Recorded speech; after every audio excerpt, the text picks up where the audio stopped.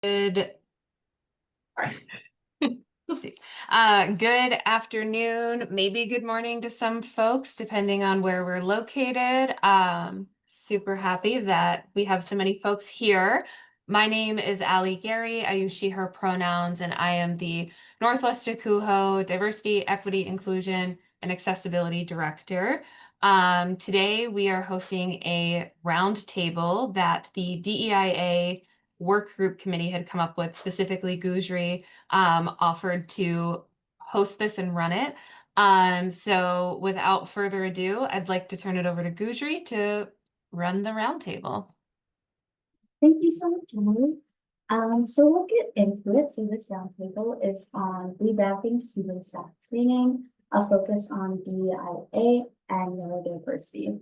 So just to start off with some introductions, we'll do a quick, just your name, your university, your pronouns, and I always like to hear a mundane fact about people. So hi everybody, my name is Gudri Sabral. I'm from UMBC up in British Columbia, Canada, and my pronouns are she, her, and I love to go on walks. Whoever would like to go next, or I could pick people to just go next as well.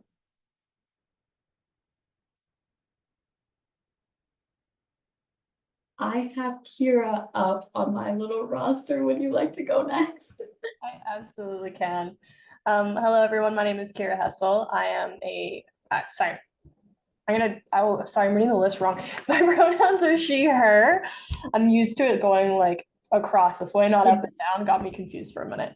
I am a resident psych coordinator up at Mount Royal University in Calgary, Alberta, Canada. And a mundane fact about myself is that I have a ridiculous addiction to plants. David, your next one on your list.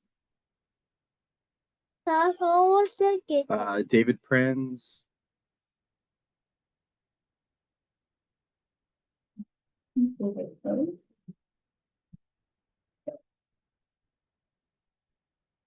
Maybe we'll move on to Sean next. Hi, everyone. My name's Sean. I use she, they pronouns. I am at Lewis and Clark College outside of Portland, Oregon. And a mundane fact is that I was born in August. Yeah, I believe you're next.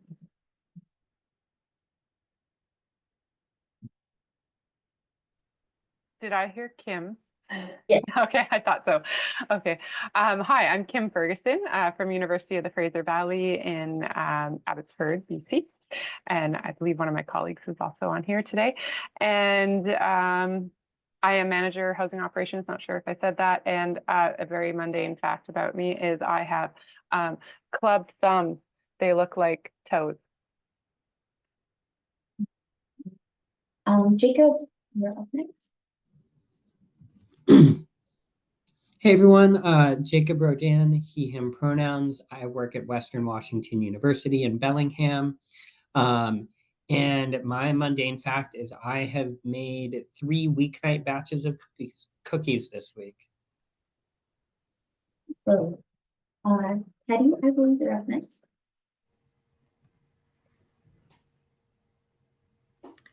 Hello, I'm Teddy Walker. I use she, her pronouns. I'm from University of Alaska in Fairbanks, and my favorite animal are frogs. Trevor?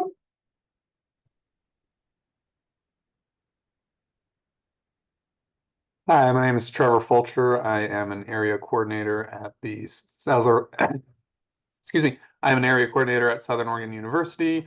I use the he series of pronouns, and the mundane fact about myself is I play and host D&D. Christine?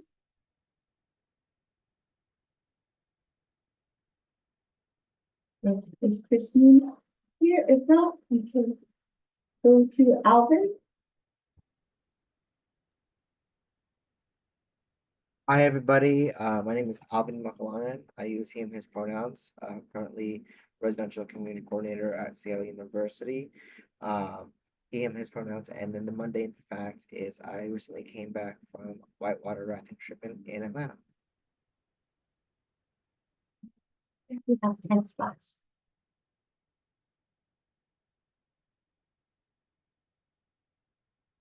And if Kent's not here, we can continue on as well. And then I think very last, Allie, if you want to give a brief introduction as well.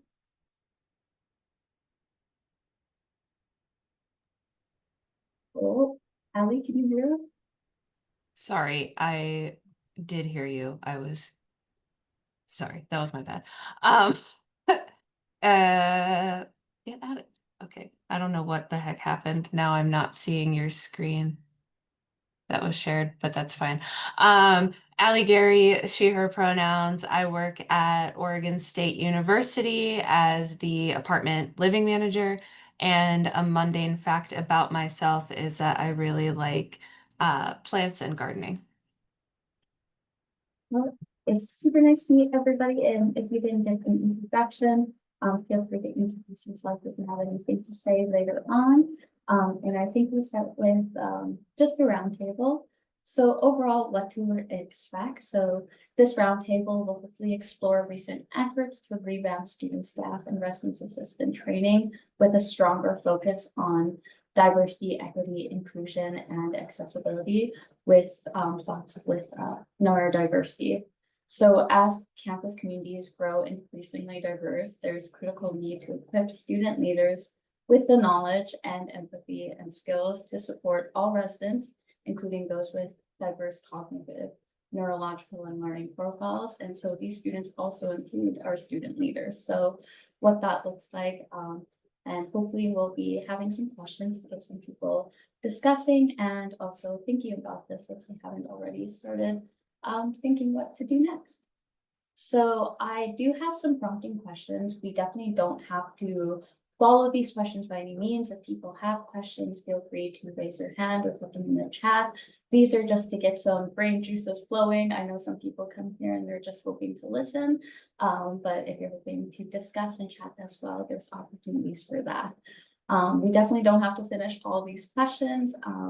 And after all the questions, I do just have some things that I will say as answers that I have prepared, so people have maybe something to comment on or add to as well. So we'll jump right into it. So what inspired the need to revamp your student staff training or your RA training to incorporate DEIA and neurodiversity?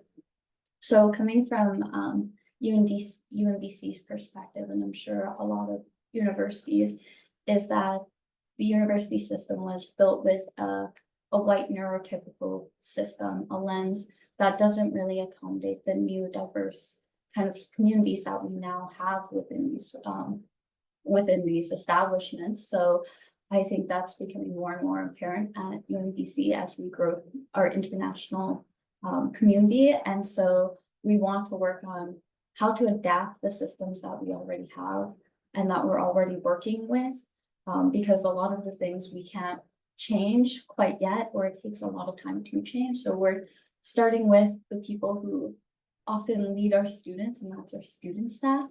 So we have been doing EDIA work over the years, and now we're kind of like honing in on our student staff training to see where we can improve. So if anybody else has anything they'd like to comment on that or add to it.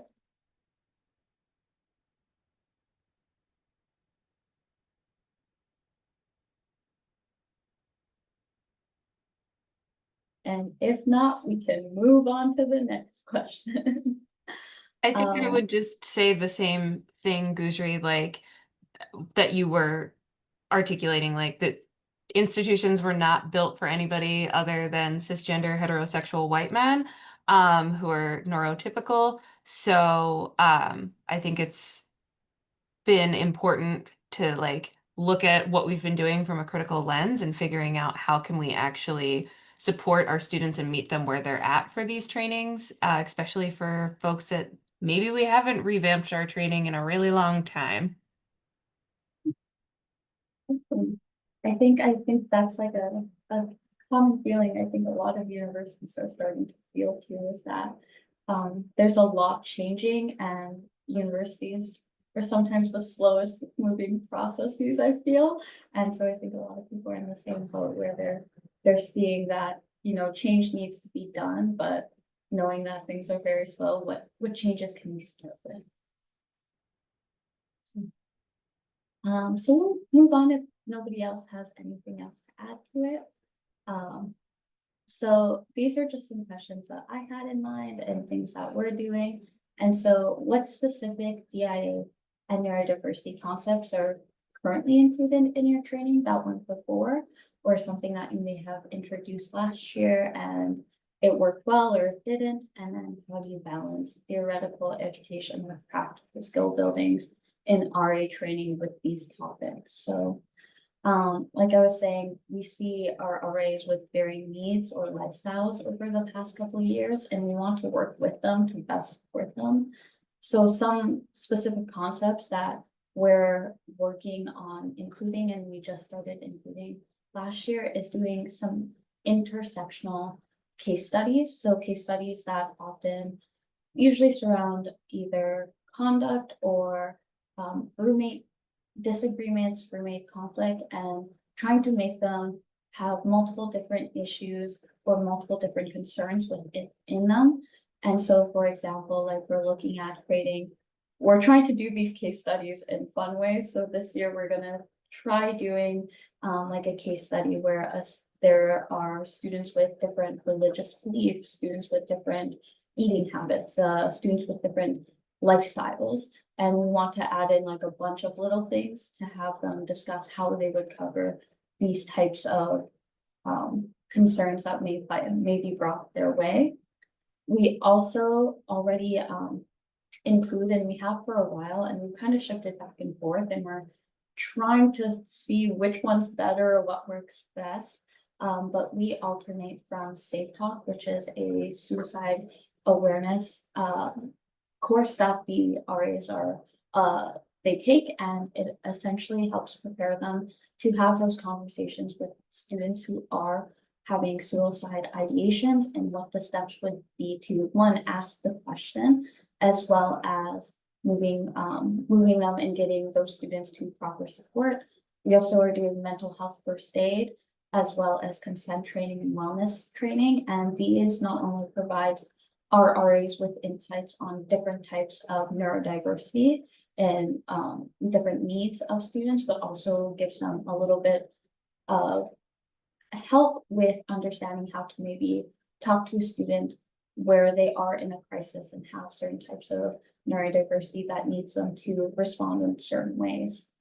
And one thing that we have been doing for a while is restorative justice practice. So I'm not sure if many people have heard about restorative justice, but it is an approach to conflict where resolution and community building is emphasized with the focus of healing, accountability, and restoring relationships over punishment. And I can talk about that later because I'm quite passionate about it. So if anybody is curious, that we can further go into that. But we use restorative justice within our roommate conversations, any disagreements, as well as any conduct for our students. And then how do we balance theoretical education and practical skill building? I think a lot of places do some type of experiential training, like role playing. What we do here is called behind closed doors, and we work closely with our counselors to have conversations with students and our RAs about harder topics they may come across, like sexual assault or possible mental health concerns. And so our counselors are able to help guide our student staff so they don't have to have those counseling conversations, but know where to start those conversations and how to get those students proper help. And we also try to do a service training scavenger hunt where we send our RAs into our campus and say, like, you have to find all these people, you have to talk to them, so that equips our RAs with, they know where all these services are, as well as they are able to now take our students the services that they need them as well. So that's kind of what we do and to answer those two questions. And I'm curious to see what other people already do or concepts that they're thinking about including this time around, or how they balance the theoretical education with practical skill building. Because I know some things are, they will just have to be, they sit there and they listen. Like documentation is a hard one for us to try and make fun and engaging and try to have it a little bit more neurodiversity friendly. But we still coming back with how do we present documentation and how to write documentation in a fun way. So that's something that we're like kind of going back and forth with, but I'd love to hear what other people are doing as well. I can go next. Oh, do you want to go, Jacob? Yeah, I had just a quick thing is something we were just talking about in our committee yesterday is we were talking about doing like the scavenger hunt thing again, and feedback we've gotten from our campus partners, and I don't know if this is relevant to you all, is like they're not as ready for students to just be dropping by their office when we're in training and students aren't on campus yet. And so something we're thinking about doing is kind of like a resource fair where we have them come to us and set it up kind of like a job fair, and there'll be like kind of a scavenger hunt within the fair, collect these things from these people, answer these questions type thing. So it's something we're weighing. I actually kind of like how you point that out because we similarly do I had like a resource scavenger hunt. So we'll send our RAs out into campus to kind of connect with those campus partners. I do think that definitely does come up for us a little bit as well, Jacob, where we try to send emails out with enough notice, but not too much notice to risk them forgetting, in hopes that they are somewhat prepared. And we usually just ask our RAs to take pictures in front. But I don't know if a lot of the conversations that they're having with these campus partners are actually helpful or purposeful in any way. For the first question that you have here, I think something that I'm specifically bringing into our RA training this year is teaching folks how to give an intentional land acknowledgement, how to do more than just reading words off a page, and what the intent of a land acknowledgement is to accomplish. And I'm kind of breaking that down into a couple of different phases because it's really hard to fit all of that into a 1.5 hour session when there's so much history and content to teach them. So that's a new one that we're bringing in. Something you also made me think of, Gudri, with documentation. So I finished our documentation presentation a couple of weeks ago. Something that I actually stole from my manager, who took with him from CLC, for those of you who unfortunately know what CLC is. I have a whole Jeopardy that I've built out of documentation that I had initially in like a Google Slides. I didn't like the way I set it up. So I've transitioned it over. One of the associations on campus I'm kind of a part of as well was able to use this like free system online that allows you to build your own Jeopardy. So that hopefully makes it a little more interesting. And I pull a couple of our team specific names. Yeah, conveniently every summer I've had 2 RAs who live together, and I always make them be the roommates in conflict in the documentation presentation. But I find that one helps a little bit. Another tool I've been using lately is I put all of this into AI, and I simply say, hey, this is what I've built, and I know this is a lot of words on a page, so how can you help me break it down so it's more clear and concise for them to review? And I find that usually helps. Sorry, I have timer going off apparently. And then we also similarly do a behind closed door training. We do 2 sessions where we do kind of the content that we learned in the first week at the end of that week, and then the content we learned in the second week at the end. And that's usually built with a lot of campus partners in mind. We try to bring in kind of our campus security to help facilitate, so they have an idea of what it's like to respond with them, particularly in bigger situations. We usually bring in our counselors. We'll bring in our support folks on campus who specialize in sexualized violence. And so we depend a lot on our community to be able to make that happen. But I think that's all I can think of for MRU at least. Thank you so much for here. That's actually really interesting. I like the service scavenger hunt. Like we have like quite a small team, so and our campus is quite smaller, so it's sometimes I just go walk to the departments and say this is happening, by the way, and so it's a little bit easier for us. But I think the job fair is a really interesting way to do it as well, and I think that's definitely something look into. And then Kira, when you said like the teaching land acknowledgements, I'm like, that is such a smart thing to do. And I think that is something that I'll look into trying to include as well. Does anybody else have anything else they'd like to share?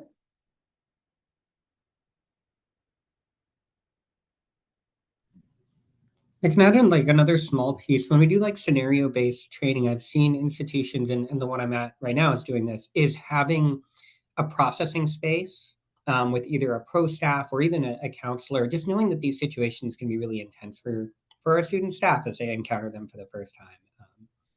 And so just having a designated processing space. I think we have something similar. We provide time after with counselors if students need to debrief, or they're able to come to the lessons coordinator's office and debrief with us as well if they just have any concerns or any questions. What we're seeing actually is our summer RAs actually, they want more practice. They're like, these are really hard conversations to have. And I see that the benefit of practicing this more just in case it does happen. I want to be prepared and I want to help people have those conversations and give them help. So that's something that we're really excited about this summer because they're really passionate. And then going off of like experiential learning is one thing that we're gonna try and do, and we're not sure how it's gonna go, is that one large part of restorative justice is understanding all parties' perspectives. And so one thing that we really are trying to push with the RAs is if somebody comes to you with a concern, and say if it's like specifically a roommate agreement, is making sure you talk individually with everybody in the room, because one person could be telling you something that's happening, but because of different miscommunications or perspectives, the situation could be a lot different. So we're gonna try and do like a murder mystery game almost, where RAs have to each individually or like in groups of pairs, we'll have it set up so either myself or my other RLC or maybe members in the staff will give them specific information on specific days, and that they'll have to come together and talk about like all the information they got from everybody involved, and then kind of deduce how they want their conversation to go after, or who the culprit is. And so we're kind of building that out right now. Not sure how that's gonna go, but we're seeing if that's like a possibility right now.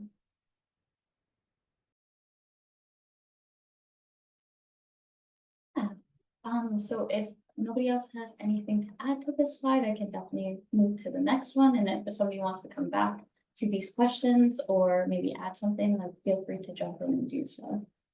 I think I have to put one button. Awesome.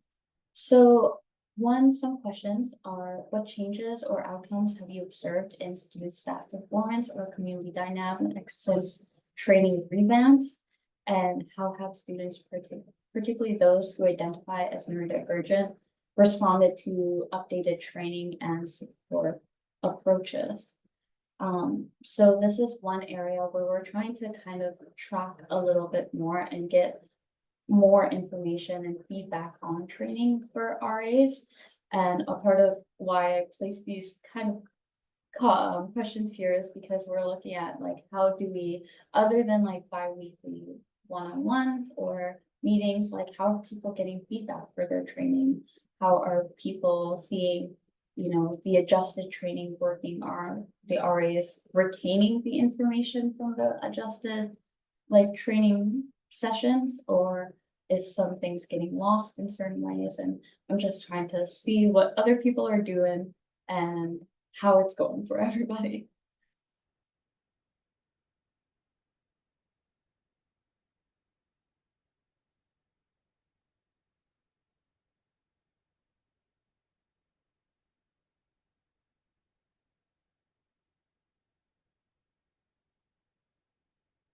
I know for like my students, they really like I was saying, really enjoy the behind closed doors with the more serious topics, because they feel like many of them haven't had those conversations before.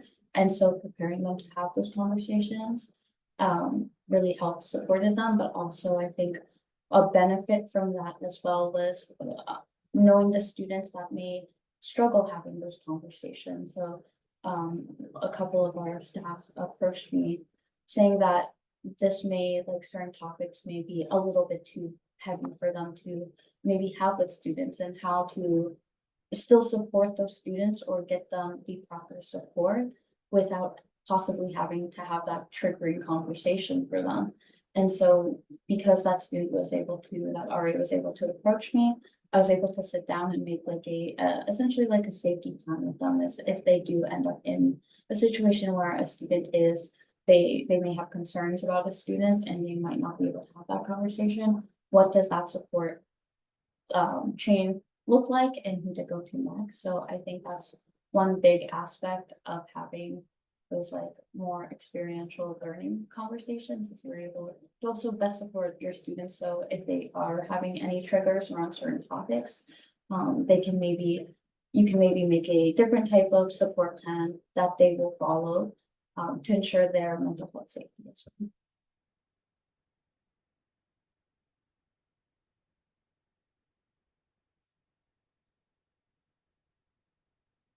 Any other comments on this? If not, can go to the next slide and we can always jump back if anybody has anything to add.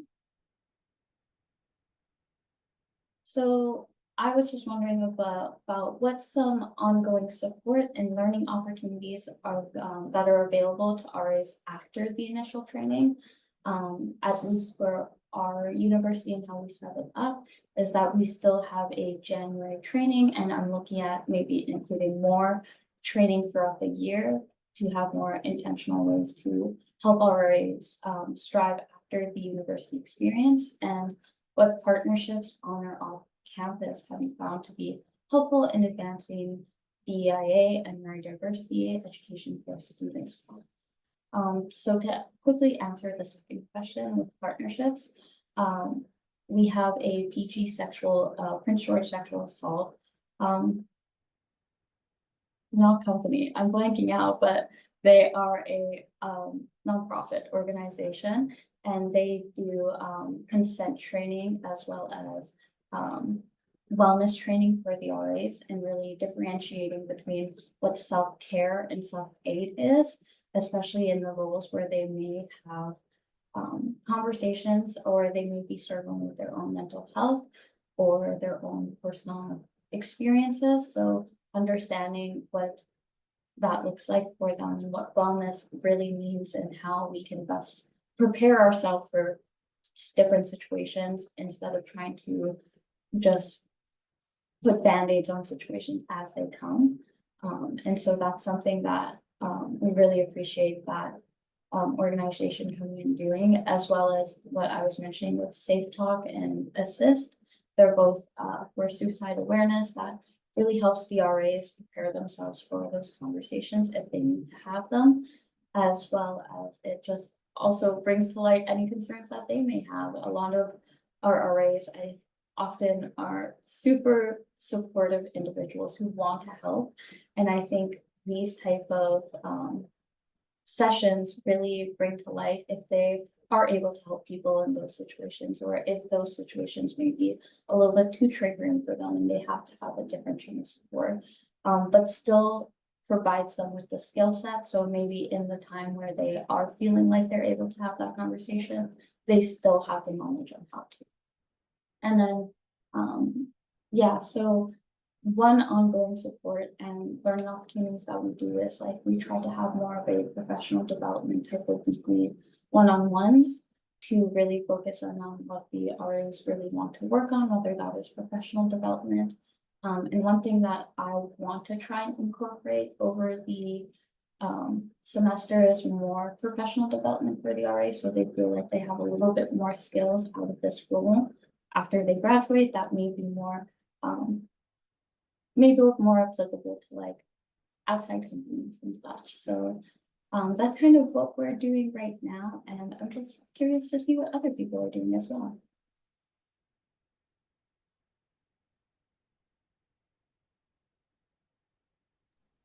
I can share a little bit again. We don't do, I guess we do a little bit more than I think we do. For ongoing support and learning opportunities, what we do once a month. So we meet weekly with our teams, usually on Monday in the evening. We sit down and have conversations. And then once a month, we try to bring all three of our RA teams, so the entire group of RAs, together. And in that meeting, we try to do what we call an in-service, where we give them some additional PD opportunity. So a couple of the things that we've done in past, we've done like workshops around like how to write a resume and a cover letter. We've brought in counselors before to do like a little mindfulness activity. What was the one we did at the end of the year? At the end of last year, our last in-service, we did a letter to a future RA. And so we asked all of our RAs to basically write a little anonymous kind of quotations. We want their names on it so they'll get their own letter. But the goal is to write a letter to a future RA. Like, what kind of advice do you want to give them? What information do you wish you knew coming into the role? And what you really get out of this at the end?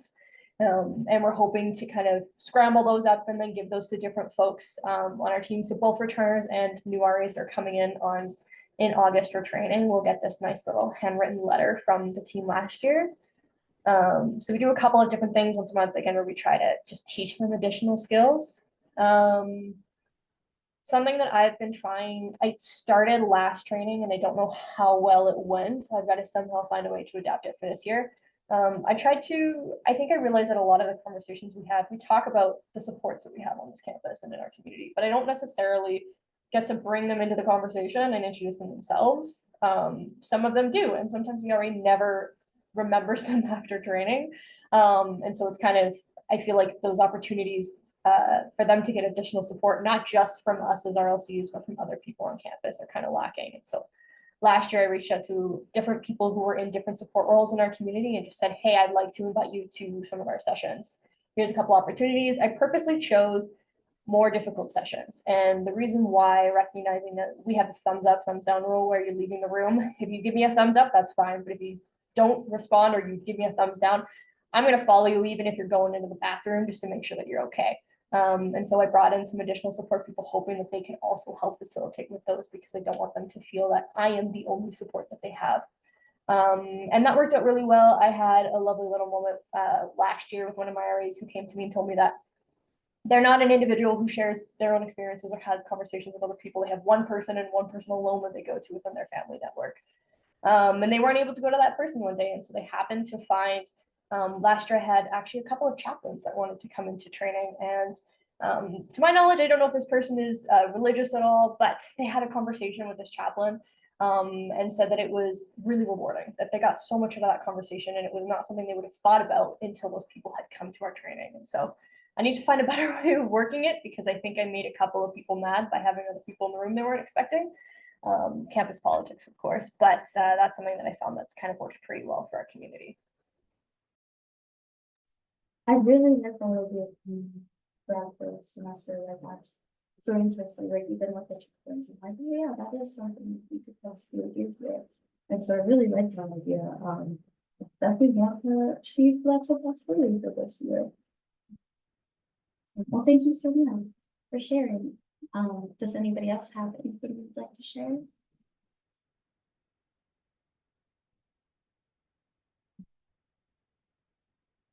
One thing that I also wanted to add, I think I forgot to read it when I was going through this, one training session that we really try to start doing now every year, especially during our August training, is an actual EDI training session. And what this is it explains what EDIA is to our RAs, because understanding that many people are coming from, we do have a team with students who have never heard of DEIA, or this is a brand new topic to them. And so explaining why it's important to us and why it's important to residents is really important.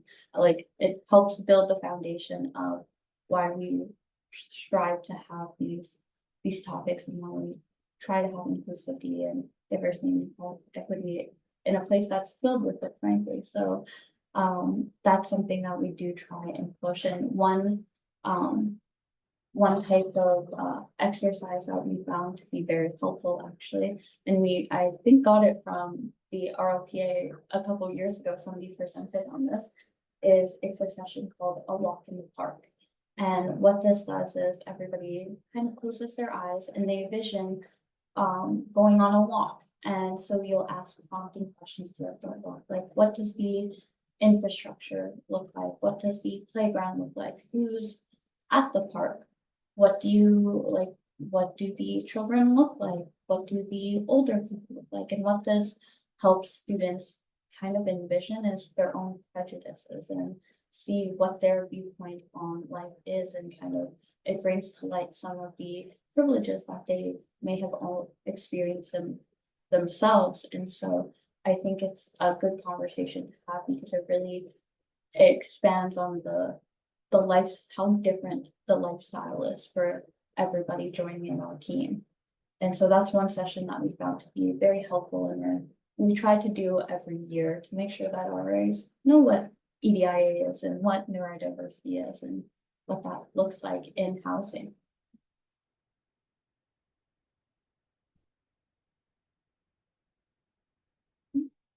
So that's actually all the questions I really had.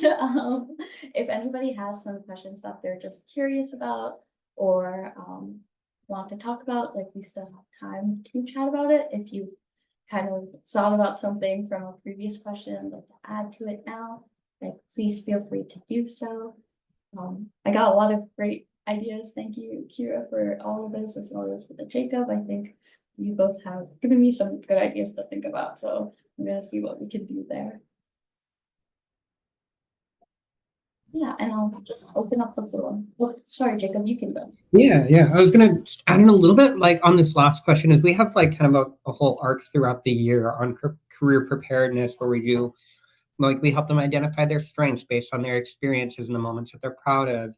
And we have them practice the STAR method of answering interview questions. And so something I've started doing with them in one of their last one-on-ones of the year is we'll go and find a job posting that they could apply for after college, something that they would be interested in. And we take the job posting and we plug it into an AI generator and we ask it for interview questions.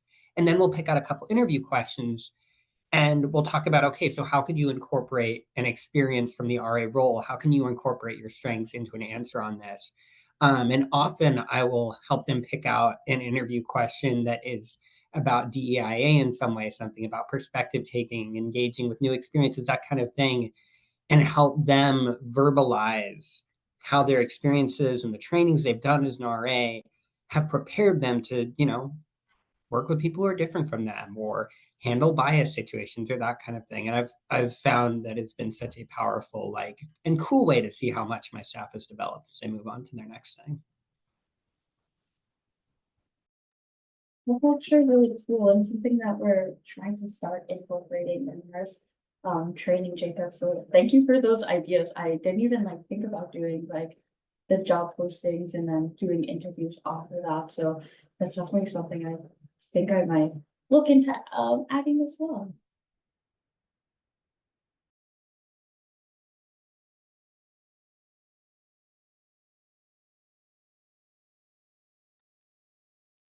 And I'm just gonna end up my slideshow here. So I'm happy to keep the discussion going. Like I was telling Allie and Megan earlier, currently I'm working on revamping our training. I think UMBC, we try our best to do it every year to recheck how we're doing our training, seeing what's relevant, what's sticking, trying our ways to best suit the needs of the newer generations coming out. So if anybody would like to talk about it or talk about anything that I mentioned here or wants more information or even has some ideas, please reach out if you'd like to chat. I put my email there, so if anybody would like to, feel free to contact me. I'm happy to just chat about this topic in different ways we can make our staff training more DIA friendly and neurodiversity friendly, as well as how to help our own staff understand neurodiversity and DIA better.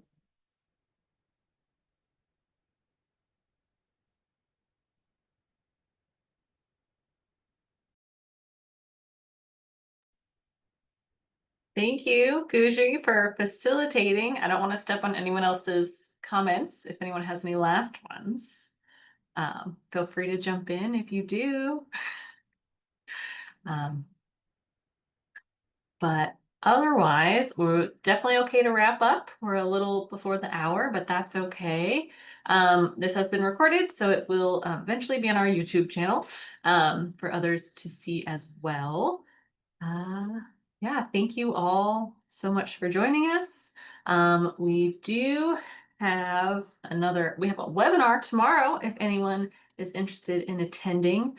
It's at 1:30 Pacific time called Developing Design Competency, Understanding Design and Construction to Leveraging Your Impact with Kurt Hoppola from Malum and Josh Ganna from the University of Washington. Yeah. Thank you all, and I think we'll close it out. Thanks, everyone.